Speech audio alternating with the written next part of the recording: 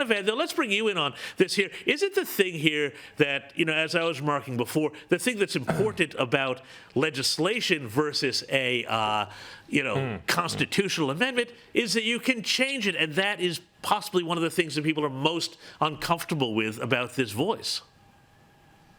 Well, I think you hit the nail on the head there, James, and long after we forget about all of this complete fiasco on behalf of the WA government, one thing that we should remember is at least they could fix their problems. At least just weeks later they could say, look, we made a mistake, we can go back to the Parliament and fix this up. Of course, if the voice comes back as a yes, if it's enshrined in our Constitution, basically you're never getting rid of it again, it's never changing. And so this just bells the cat on why we should not be saying yes to a voice that has no details.